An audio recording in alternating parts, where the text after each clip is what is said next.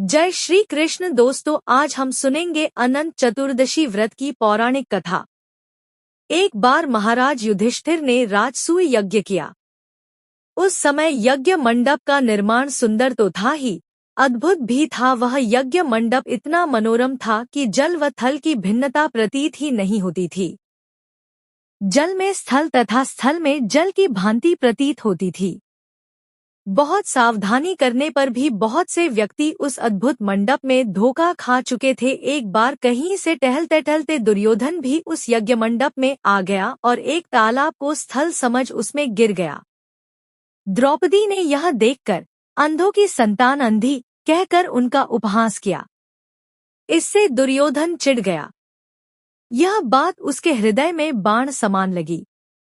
उसके मन में द्वेष उत्पन्न हो गया और उसने पांडवों से बदला लेने की ठान ली। उसके मस्तिष्क में उस अपमान का बदला लेने के लिए विचार उपजने लगे। उसने बदला लेने के लिए पांडवों को द्यूत क्रीड़ा में हराकर उस अपमान का बदला लेने की सोची। उसने पांडवों को जुए में पराजित कर दिया। पराजित होने पर प्रतिज्ञानुसार पांडवों को 12 वर्ष के लिए वनवास भोगना पड़ा। वन में रहते हुए पांडव अनेक कष्ट सहते रहे। एक दिन भगवान कृष्ण जब मिलने आए, तब युधिष्ठिर ने उनसे अपना दुख कहा और दुख दूर करने का उपाय पूछा। तब श्री कृष्ण ने कहा, हे युधिष्ठिर, तुम विधिपूर्वक अनंत भगवान का व्रत करो। इससे तुम्हारा सारा संकट दूर हो जाएगा और तुम्हारा खोया राज्य पुनः प्राप्त हो जाएगा। इस संदर्भ में श्री कृष्ण ने उन्हें एक कथा सुनाई। प्राचीन काल में सुमंत नाम का एक नेक तपस्वी ब्राह्मण था। उसकी पत्नी का नाम दीक्षा था। उसकी एक परम सुंदरी धर्मपरायण तथा ज्योतिर्मयी कन्या थी, जिसका नाम सुशीला था। सुशीला जब बड़ी हुई तो उसकी माता दीक्षा की मृत्यु हो गई। पत्नी के मरने के बाद सुमंत ने कर्कशा नामक स्त्री से दूसरा विवाह कर लिया।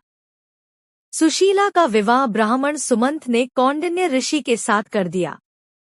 विदाई में कुछ देने की बात पर कर्कशा ने दामाद को कुछ ईंटें और पत्थरों के टुकड़े बांध कर दे दिए। कौंडिन्य ऋषि दुखी हो अपनी पत्नी को लेकर अपने आश्रम की ओर चल दिए। परंतु रास्ते में ही रात हो गई। वे नदी तट पर संध्या करने लगे। सुशीला ने देखा वहां पर बहुत सी स्त्रियां सुंदर वस्त्र धारण कर किसी देवता की पूजा पर रही थी। सुशीला के पूछने पर उन्होंने विधिपूर्वक अनंत व्रत की महत्ता बताई। सुशीला ने वहीं उस व्रत का अनुष्ठान किया और 14 गांठों वाला डोरा हाथ में बांधकर ऋषि कौंडिन्य के पास आ गई। कौंडिन्य ने सुशीला से डोरे के बारे में पूछा तो उसने सारी बात बता दी। उन्होंने डोरे को तोड़कर अग्नि में डाल दिया। इससे भगवान अनंत जी का अपमान हुआ। परिणामतः ऋषि कौंडिन्य दुखी रहने लगे। उनकी सारी संपत्ति नष्ट हो गई। इस दरिद्रता का उन्होंने अपनी पत्नी से कारण पूछा तो सुशीला ने अनंत भगवान का डोरा जलाने की बात कही। पश्चाताप करते हुए ऋषि कौंडिन्य अनंत डोरे की प्राप्ति के लिए वन में चले गए। वन में कई दिनों तक भटकते भटकते निराश होकर एक दिन भूमि पर गिर पड़े।